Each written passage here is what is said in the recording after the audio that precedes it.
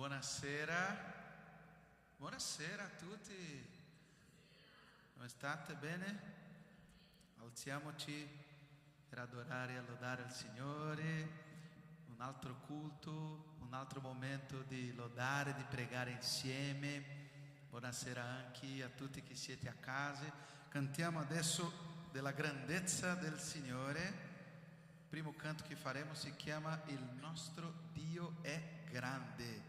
Dobbiamo cantare veramente, Amen? Cantiamo Il nostro Dio è grande.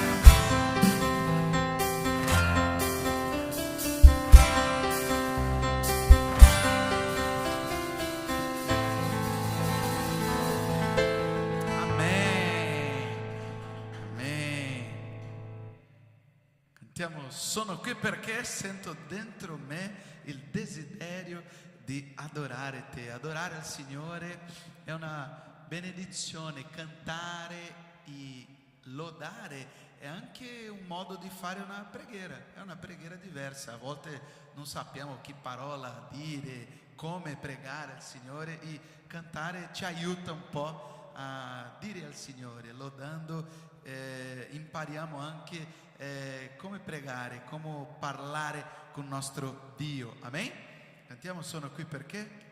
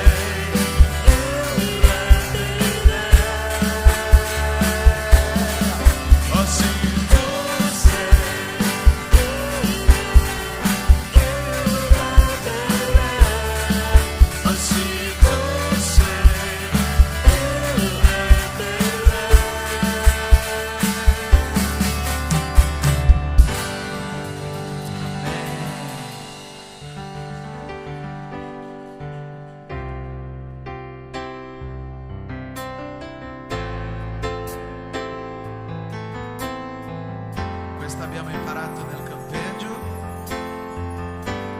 Se il sole tramonta, andiamo. Se il sole tramonta e viene la notte, canta al Signore. La mia guida, Se la tempesta, se la tempesta devo affrontare, tu sei tu sei il mio rifugio. se nel mare, Se nel mare io affondo la mano, su mi riporta per respirare, mi fa camminare sopra le acque. sopra le acque. Cantiamo, tu sei il Dio, tu sei il Dio della mia salvezza, sei la mia rocca e la Mia fortezza, il mio Signore, il mio Salvatore. dall'inizio.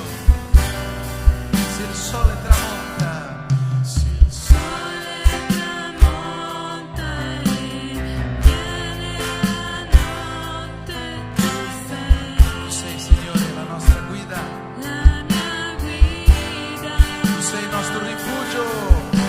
Se la tempesta devo affrontare, tu sei Alleluia.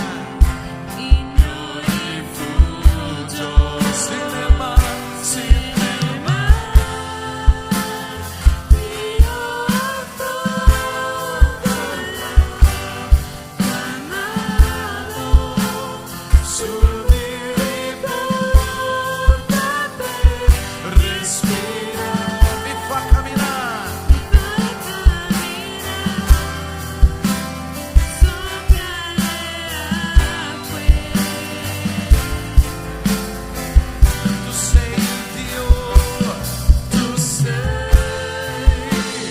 il Dio della mia salvezza,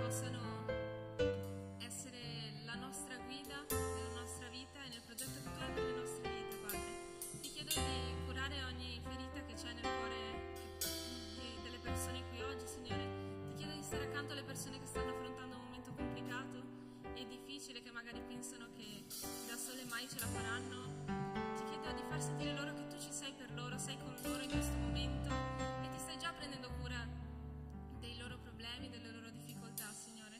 Ti chiedo che possano sentire il tuo amore nelle loro vite, Padre. Amen. Cantiamo grande il Signore.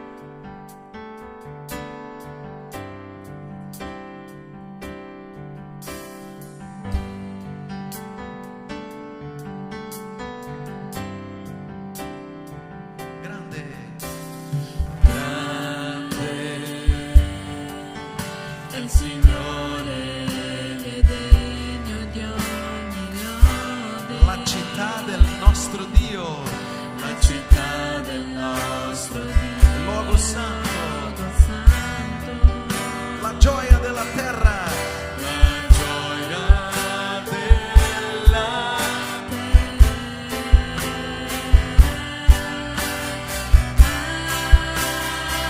Grande,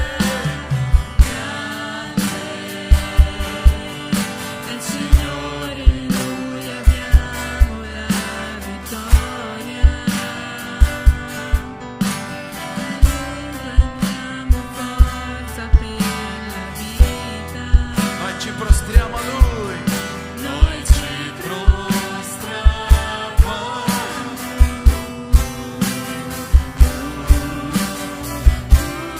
Signore, Signore, noi vogliamo lodare te.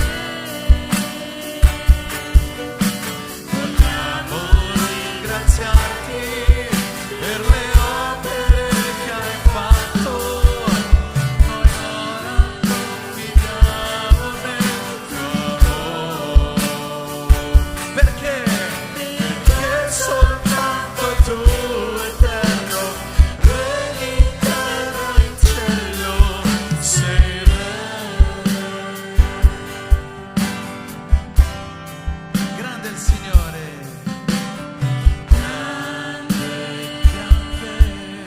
Il Signore è degno di ogni lode. La città del nostro Dio è luogo santo. La gioia La gioia della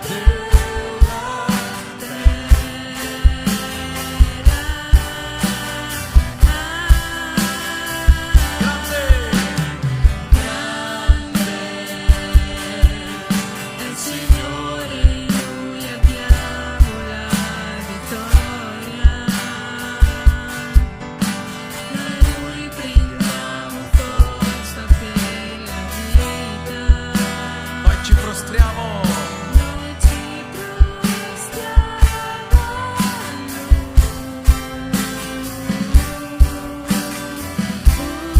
Signore, Signore, noi vogliamo lodare vogliamo ringraziarti per le opere che hai fatto. Noi ora confidiamo nel tuo amore. perché soltanto tu, Eterno, regni in cielo. Sei Re. Signore, noi vogliamo. Signore, Signore, noi Vogliamo lodare te. Vogliamo ringraziarti per le opere che hai fatto. Noi ora confidiamo nel tuo amore. Perché soltanto tu, Eterno, regni in terra e in cielo. sei Re. Sei Re. Sei Re.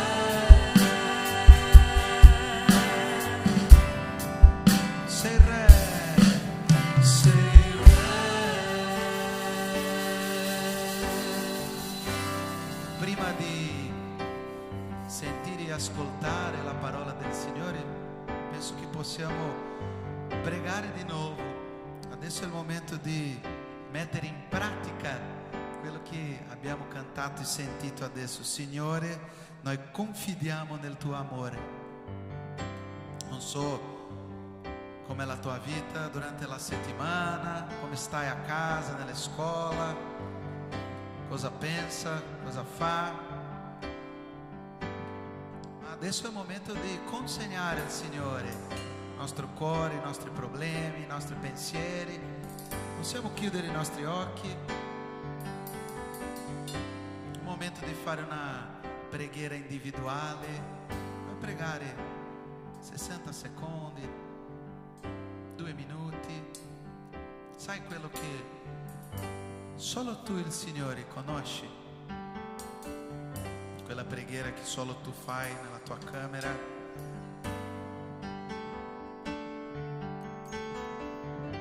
Puoi dire al Signore: noi confidiamo, Signore, nel tuo amore. Consegniamo, Signore, tutto davanti a te.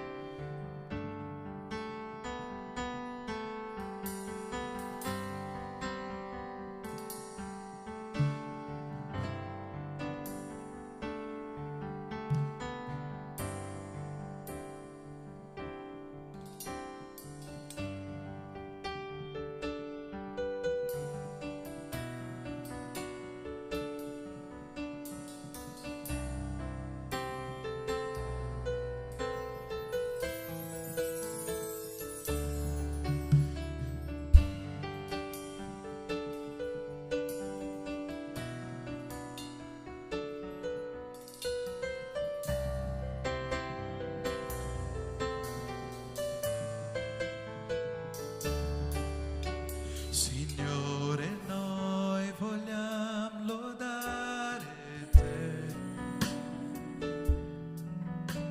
vogliamo ringraziarti per le opere che hai fatto. Noi ora confidiamo nel tuo amore,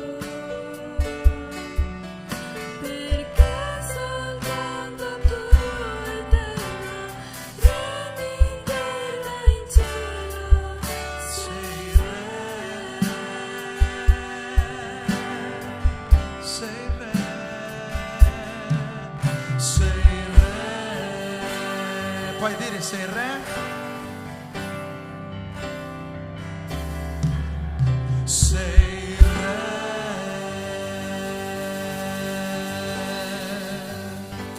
Amen. Grazie Signore.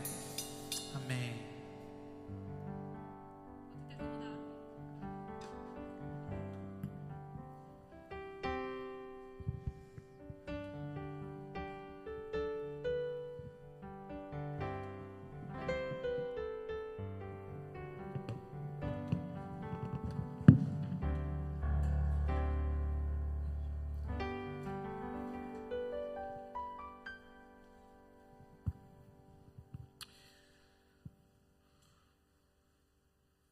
Ok, oggi noi parleremo di un argomento molto delicato, ok? E parleremo della colpa, del senso di colpa. A volte noi facciamo durante la nostra giornata delle azioni oppure dei pensieri che lì per lì non ci sembrano tanto, diciamo così, contro la volontà di Dio. Poi piano piano la nostra giornata comincia a declinare, no? E noi sentiamo quelle sensazioni strane, come se Dio fosse distante, no? Allora lì ci rendiamo conto che qualcosa non è funzionato. Ossia, quando noi cominciamo a parlare della colpa, del senso di colpa, l'inferno comincia a tremare. Perché? Perché noi abbiamo due attitudini generalmente, no? Ossia due sensibilità, due canali di comunicazione con il mondo spirituale. Il primo è quello la necessità di un amico che ci dica dove stiamo sbagliando e quando stiamo sbagliando, e questa è una cosa normale, è una necessità umana, ma abbiamo un altro canale di comunicazione che purtroppo fa entrare nella nostra vita quello che noi chiamiamo l'accusa, ok? E noi vedremo che nella nostra anima c'è un grande tribunale dove tante volte purtroppo noi ci sentiamo con un dito puntato, sentiamo un peso nella nostra anima, e purtroppo quello diventa un grosso problema nella vita, specialmente nella vita di un cristiano, ok? Allora vorrei dare prima di tutto la definizione della parola colpa. La parola colpa significa è un rimpianto o un rimorso, ok? O un rimpianto o un rimorso, sono due cose completamente diverse, ossia il rimpianto è quello che io non ho fatto, mentre il rimorso è qualcosa, una sensazione che mi dà nello stomaco quando io ho fatto qualcosa di sbagliato. Sono due cose completamente diverse l'una dall'altra. Ha uno stato doloroso dell'anima, un vuoto che parte dal centro dello stomaco e si propaga per tutto il nostro essere. La colpa porta disturbi psicologici, emotivi, relazionali e fisici a volte insopportabili. Questo stato dell'anima è il primo passo verso un'inspiegabile tristezza cronica. La bassa autostima, la solitudine emotiva e molto spesso l'ostilità verso figure in autorità come ad esempio i genitori, provando verso di loro ira repressa o espressa. Ansia, depressione e paura di Dio accompagnano invariabilmente la colpa. Quindi questi sono i sintomi di che cos'è il senso di colpa. Sicuramente in qualche aspetto di questo stato dell'anima ti ci sei riconosciuto, ok? E quindi noi dovremmo affrontare veramente che cosa significa uscire da questo tunnel della colpa, da questo tunnel che ci pesa nell'anima. La colpa è una chiave. Passiamo alla seconda slide. La colpa è una chiave che cerca di forzare costantemente la nostra anima. Per fare che cosa? Per ridurci dei cristiani inefficaci, delle persone infelici. Noi non dobbiamo mai dimenticare che attorno a noi c'è un mondo spirituale che cerca di distruggere la nostra anima. La prima cosa che hanno provato Adamo ed Eva quando hanno peccato, quando hanno fatto quell'azione sbagliata, vi ricordate nel giardino dell'Eden che cosa è successo? È successo che Dio ha detto non mangiate di quel frutto altrimenti morirete, e la prima cosa che loro hanno fatto quando sono stati tentati dal diavolo, hanno peccato, hanno mangiato di quel frutto, e la parola di Dio ci racconta in Genesi 3, 9, 10, Dio il Signore chiamò l'uomo e gli disse dove sei? Ossia già lui era lontano da Dio. Okay? E Dio li stava cercando e gli rispose ho udito la tua voce nel giardino e ho avuto paura. Ossia la paura di Dio è entrata attraverso il senso di colpa di un'azione peccaminosa. Non so se vi siete resi conto di quanto è facile per noi esseri umani peccare, fare un pensiero sbagliato, fare un'azione sbagliata, oppure non fare un'azione buona. E quindi quando il peccato entra nel nostro cuore, il nostro senso di colpa comincia a aumentare, tutte quelle sensazioni di cui abbiamo parlato prima cominciano a prendere il posto della nostra gioia dentro nell'anima. Salmo 51, il re Davide ha detto Signore restituiscimi la gioia della tua salvezza. Lui aveva appena peccato e quindi aveva perso la gioia della salvezza. Questo è il senso di colpa. Noi come esseri umani abbiamo diverse tecniche di sopravvivenza al senso di colpa e le vediamo qua nella prossima slide, per favore. Alcune tecniche di sopravvivenza che noi usiamo quando ci sentiamo in colpa. I primi tre sono interessanti: copertura, trasferimento e fuga. Ossia, queste tre cose le hanno fatte tutte e tre insieme Adamo ed Eva quando hanno peccato. Che cosa hanno fatto? Prima di tutto sono scappati dalla presenza di Dio e Dio li ha chiamati, gli ha detto dove siete? Adamo, dove sei? Si era nascosto e si era coperto con una foglia di fico perché si era reso conto di essere nudo. E infine ha trasferito la colpa, addirittura Adamo ha trasferito la colpa sul Signore e gli ha detto: la donna che tu mi hai dato mi ha fatto cadere. E la donna che cosa ha fatto? È stato il serpente. Ti è mai capitato che tu fai una cosa sbagliata e dici: ah, ma non è stata colpa mia, è stato per mio fratello, per mia sorella, mi ha fatto inciampare, mi ha preso questo, mi ha preso l'altro? Ossia, trasferire la colpa è proprio un atteggiamento umano che non ci fa affrontare come si deve questo grande problema dell'anima. Poi possiamo scappare, come abbiamo detto, possiamo compensare il senso di colpa. Sapete che come si compensa? Facendo delle attività frenetiche in modo da non dare spazio alla mente di ragionare sulle cose di Dio. Ti è mai capitato di perdere 1, 2, 3, 4, 5 ore sul cellulare? Siamo sinceri? No? Ok, bravo Alessandro, la sincerità paga sempre.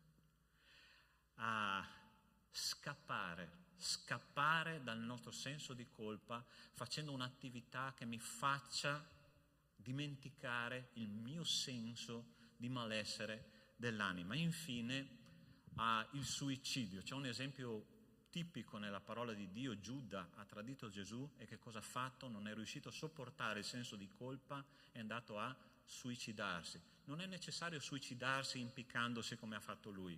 Ci sono dei suicidi spirituali, ossia scappare lontano da Dio, non voler più sapere niente di Dio per non affrontare il senso di colpa, il senso della mia responsabilità, quello che ho sbagliato nei confronti di Dio. E noi usiamo tutte queste tecniche, però queste tecniche fanno una cosa: queste tecniche di fuga dal senso di colpa ci fanno avere un rapporto con Dio freddo e distaccato. Ossia, se io sento che Dio non è presente nella mia vita, se io sento che Dio è distante da me, se sento che Dio non mi parla come io vorrei, è perché c'è qualcosa che non funziona. Probabilmente è il senso di colpa che io non ho affrontato e che devo affrontare perché il Signore possa curarmi e darmi un rapporto personale veramente più profondo col Signore. Quali sono le cause del senso di colpa? Abbiamo visto i sintomi, abbiamo visto come umanamente, generalmente lo affrontiamo. Quali sono invece le cause? Le prime due le affronteremo nei prossimi studi, ok?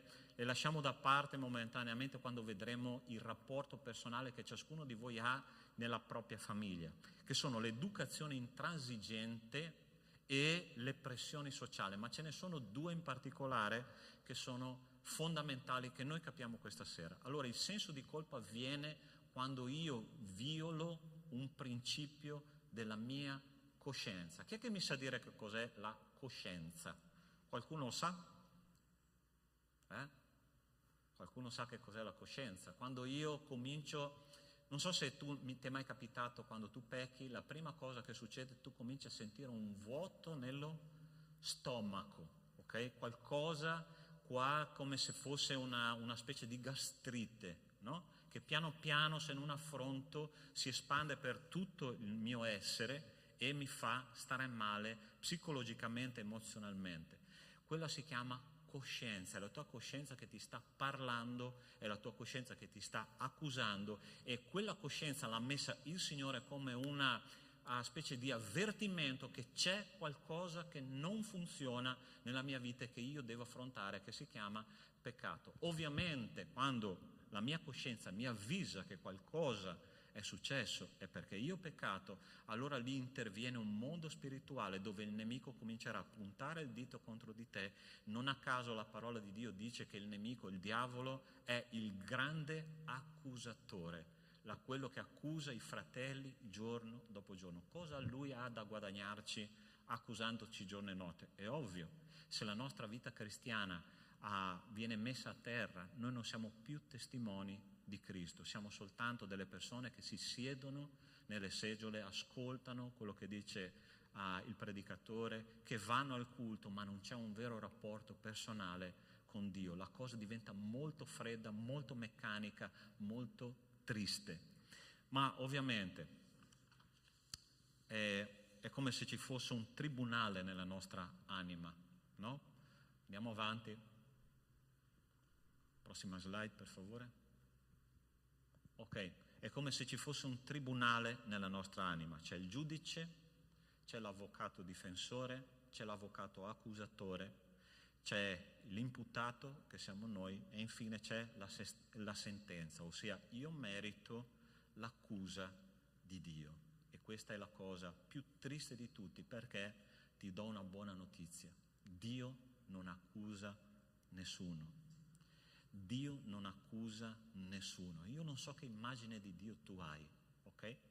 Ma il nostro Dio è diverso. Sai che c'è un detto nelle chiese che è questo: il leader migliore non cerca i colpevoli, cerca la soluzione. Dio, che è il nostro leader, Gesù che è il nostro leader, è venuto qua sulla terra e ha cercato la soluzione per il mio e per il tuo senso di colpa, per i nostri peccati. E Lui è andato in croce e ha pagato il prezzo di tutti i nostri peccati, perché questo senso di colpa potesse allontanarsi da noi e perché noi potessimo avere un rapporto personale con Cristo profondo, armonico, bello e caldo, come un padre ha con suo figlio. Ok? Quindi Dio non accusa mai. Andiamo alla prossima. Dio non accusa mai. La nostra coscienza ci accusa quando pecchiamo, ci dice qualcosa non sta andando bene, qualcosa tu devi cambiare. Le persone significative della nostra vita a volte ci accusano, ok? A volte genitori oppure persone che sono in autorità ci danno purtroppo quella parola brutta, quella accusa, perché noi abbiamo mancato in qualche cosa, e questo è un grande problema che noi affronteremo nei prossimi studi, nei rapporti familiari, come ho detto prima. Ma ovviamente il diavolo accusa costantemente. Se tu ti senti in colpa è perché tu sei oggetto dell'amore, tra virgolette, del diavolo. Ma adesso troviamo la soluzione alla colpa. La colpa non risolta quindi è il passato, qualcosa che ho sbagliato nel passato, che mi fa non avere speranza nel presente e che oscura il mio futuro. Un cristiano senza speranza nel futuro è un cristiano morto, e noi dobbiamo affrontare invece la nostra vita in un modo completamente diverso. Allora il primo principio per guarire dal senso di colpa, andiamo alla prossima slide, è questa. La domanda è: cosa faccio adesso per quello che ho sbagliato? Cosa faccio per cambiare e sentirmi una persona libera? Cosa faccio per sentire la mia anima alleviata e essere veramente libero di andare alla presenza di Dio senza quel senso di colpa che mi opprime? La prima cosa, cambia la tua immagine di Dio. Una domanda che io faccio sempre è questa: come vedi il volto di Dio quando tu leggi la parola di Dio, quando tu vai a pregare? Lo vedi come un padre con il volto imbronciato, rigido, pronto a punirti per quello che tu hai fatto? È questo che dice la parola di Dio.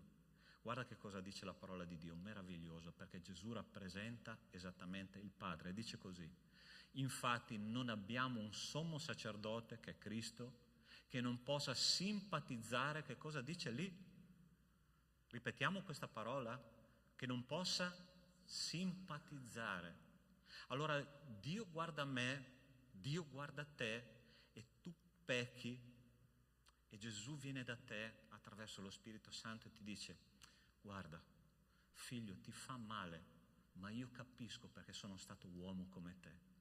Cristo simpatizza con le nostre debolezze e Lui vuole darti un abbraccio proprio nel momento del peccato. Il Signore viene e non ti punta il dito contro, non ti accusa per quello che tu hai fatto. E se sai che cosa fa, vorrebbe darti un abbraccio, ma Lui te lo dà a tutti gli effetti, perché lui è il sommo sacerdote che è stato uomo come me e come te, è stato tentato in ogni cosa come me e come te, e può dirti due paroline magiche che possono aiutarti tantissimo. Questo noi lo cerchiamo negli amici, ma tu hai un amico che si chiama Cristo, che dice due parole magiche che sono queste: ti capisco, ti capisco. Cristo ti capisce e lui ti ama profondamente.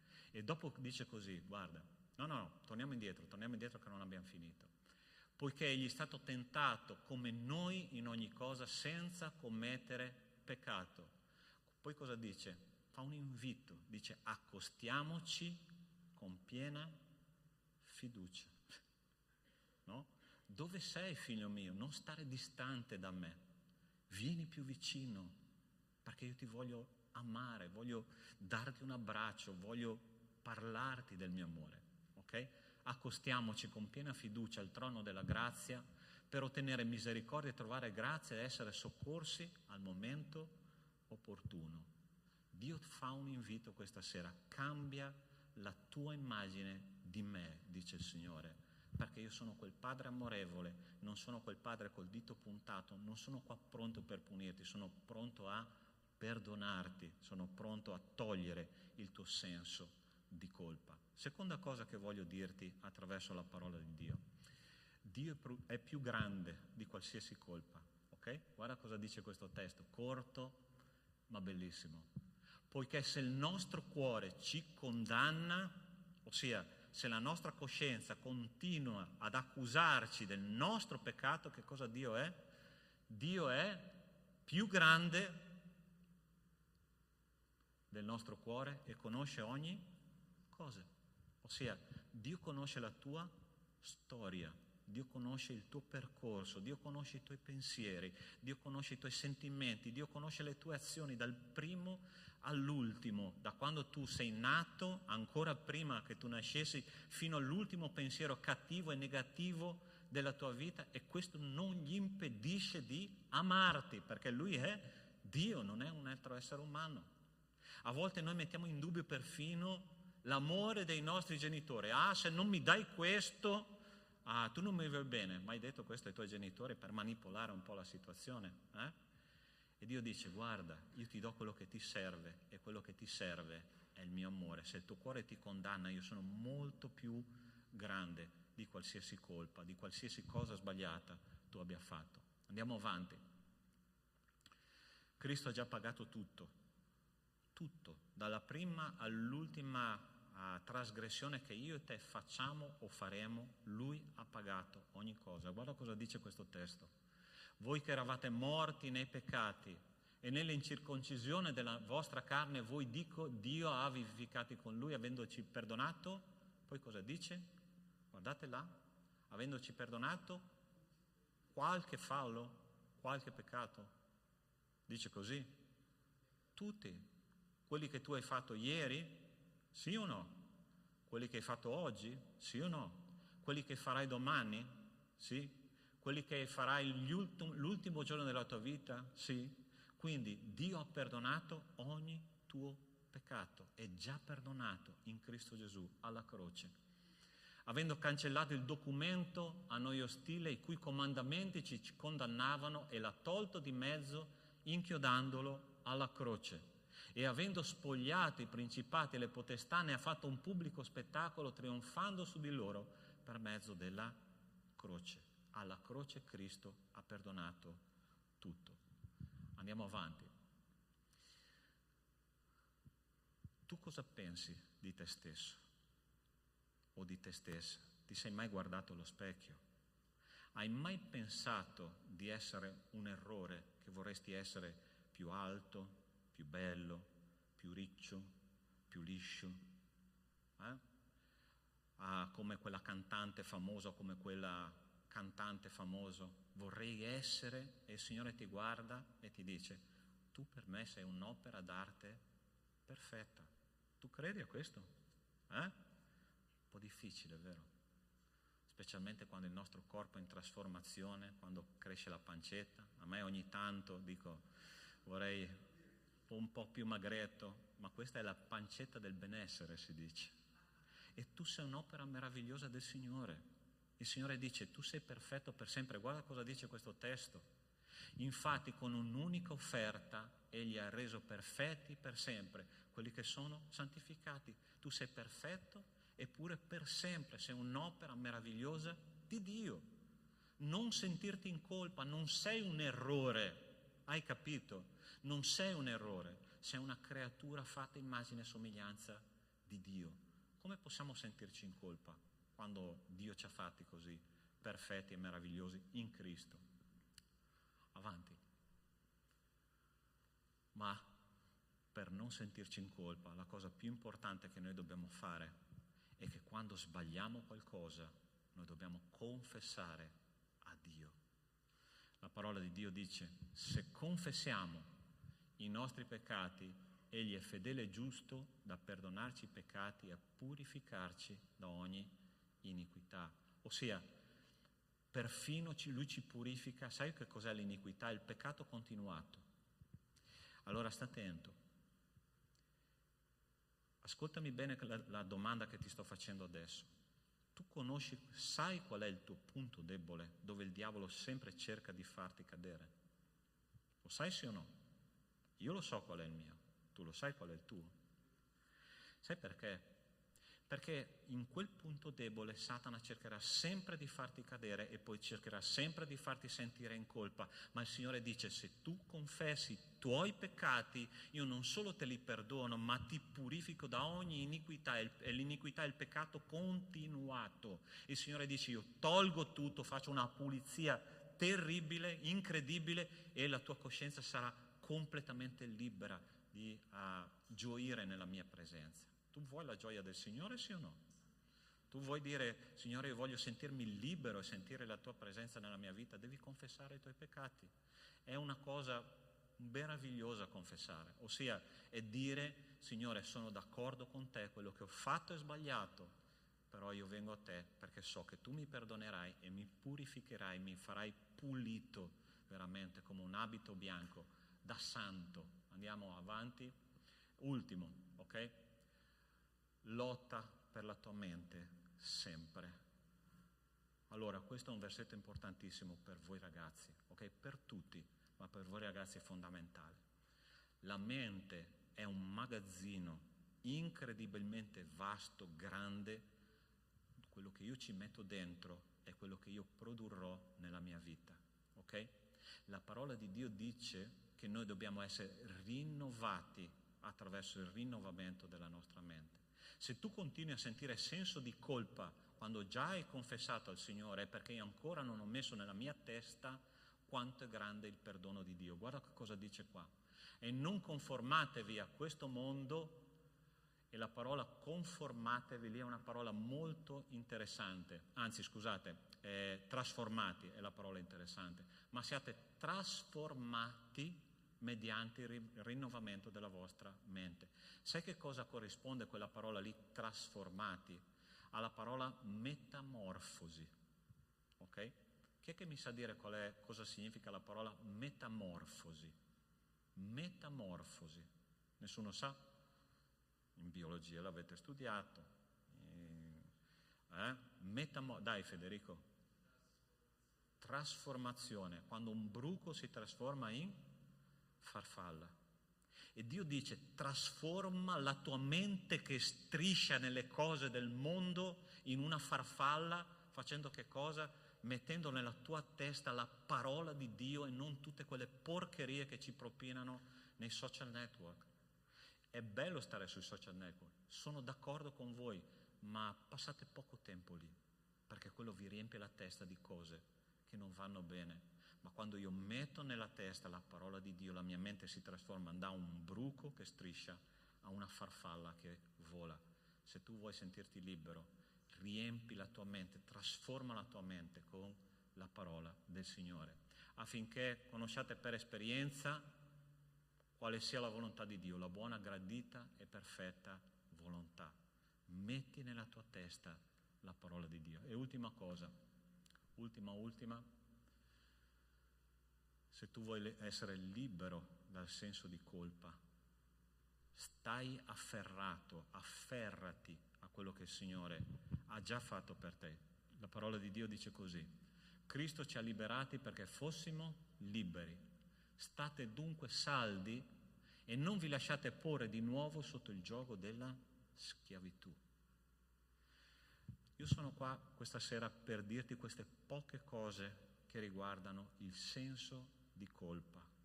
C'è tutto un percorso da fare col Signore, ma molto più semplice di quello che sembra, ok?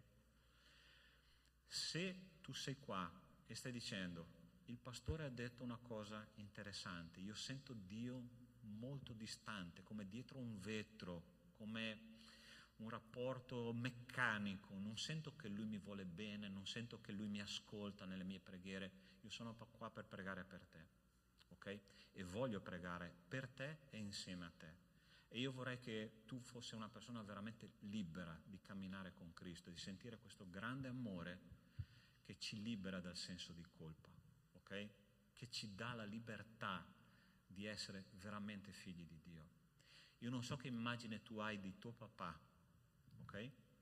Ma io credo che un papà debba dimostrare amore, un abbraccio, una parola di incoraggiamento, una accoglienza quando noi sbagliamo, una mano che ci rialza quando noi cadiamo. E questo è il nostro Dio. Il figlio prodigo che torna a casa è stato accolto dal papà, che ha fatto una festa. Finché però lui non ha deciso di tornare indietro e chiedere perdono al papà, questo non poteva succedere. Io so che dentro di noi è molto facile peccare, il senso di colpa arriva, ma Cristo è lì a braccia aperte che ci sta aspettando perché noi possiamo essere Suoi figli, liberi di camminare insieme a Lui. Io voglio pregare insieme a te, ok? Ti chiedo di chiudere i tuoi occhi e di parlare col Signore, ok?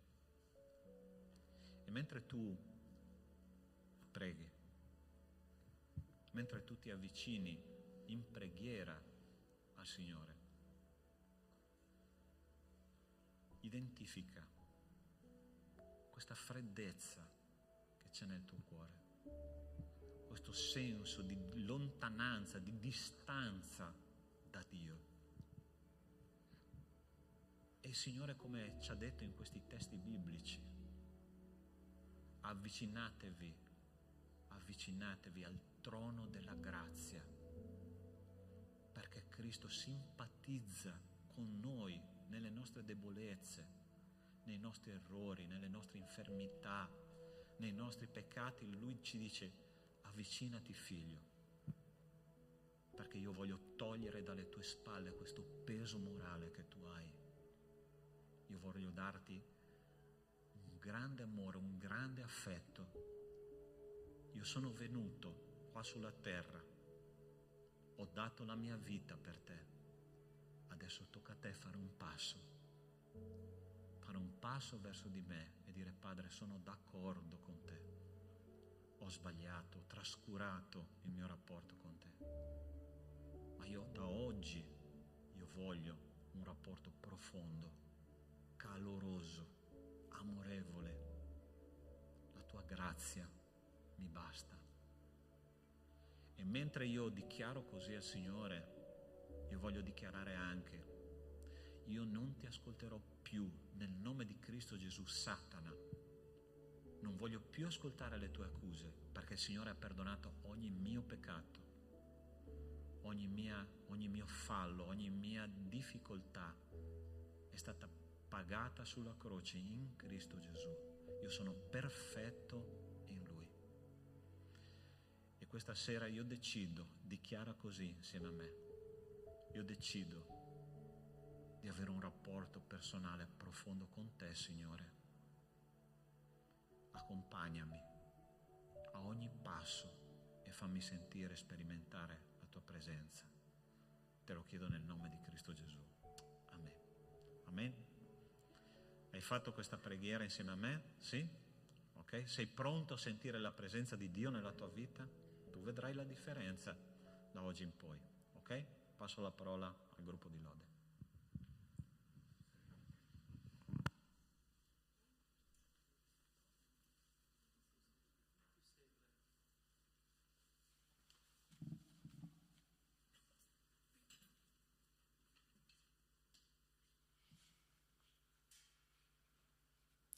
Amen.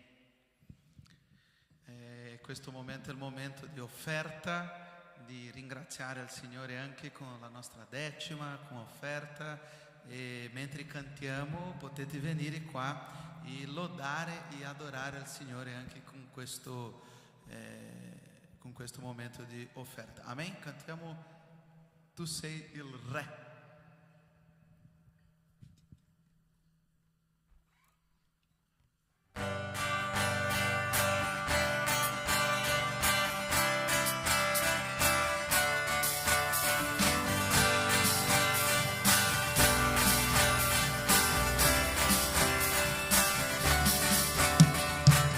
Sono qui perché sento dentro me il desiderio di adorare te. Alzo la mia voce per cantare te. Tu sei l'unico Re invincibile.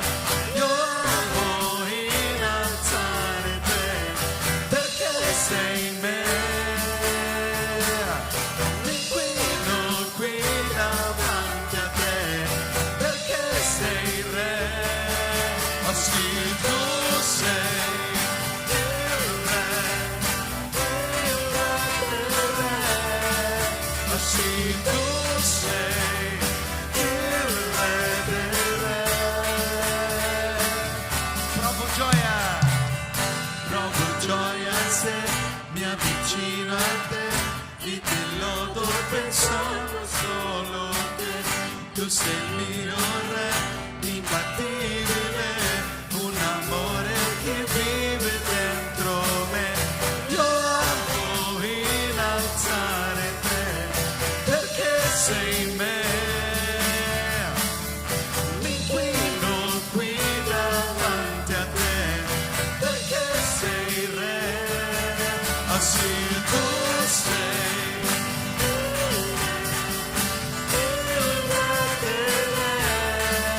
sì, tu sei il Re dei Re. Tu sei il Re, tu sei il Re dei Re. Tu sei il Re dei Re. Tu sei il Re, tu sei il Re dei Re. Tu sei il Re dei Re. Oh sì, tu sei il Re dei Re. Oh sì, tu sei il Re dei Re. Oh sì, tu sei il Re dei Re. Oh sì, tu sei il Re dei Re.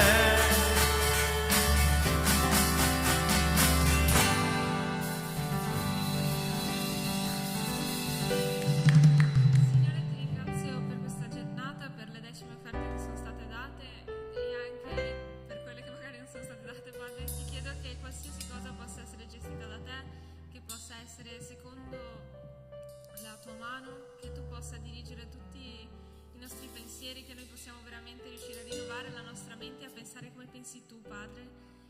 E sono sicura che molte persone abbiano questa volontà qui oggi stasera o altre magari hanno preso la decisione stasera di fare questo percorso con te, Padre. Ti chiedo di mettere al loro fianco persone che possono aiutarli in questo e ti chiedo che mai possano allontanarsi da questo desiderio che hanno di avvicinarsi a te, Signore. Ti ringrazio per le loro vite, Padre. Amen. Potete accomodarvi? Giada?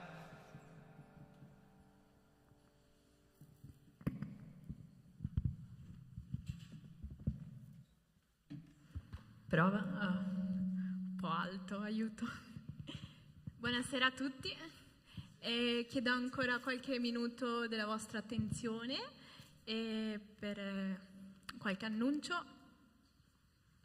Prego Patrick o Luca, chi sta facendo.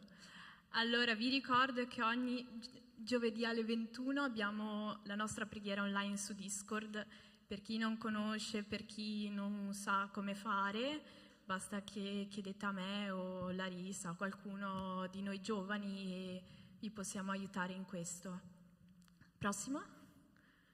Come sempre ci sono i nostri incontri. Sabato prossimo abbiamo l'argomento paura. Vi ricordo che siete sempre liberi di invitare amici, cugini, compagni di classe, compagni di università, qualsiasi cosa. Siete sempre liberi, è sempre una buona opportunità per evangelizzare e portare al Signore le persone a noi care.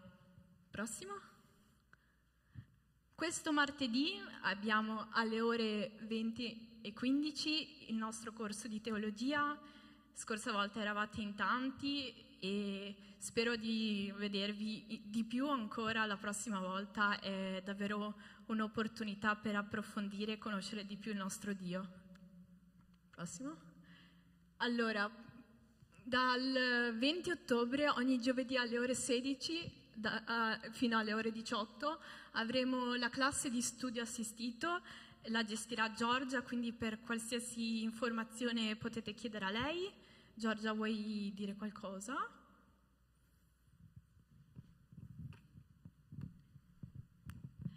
Sì, allora penso che ciascuno di voi si sia ritrovato in una di quelle situazioni, quindi una difficoltà a memorizzare un capitolo, un argomento, oppure la difficoltà a fare un'analisi del testo, a costruire una mappa concettuale. Sicuramente vi hanno detto dovete fare schemi, fate mappe, fate schemi, però non è detto che a tutti sia così chiaro qual è il modo efficace di procedere in questa direzione.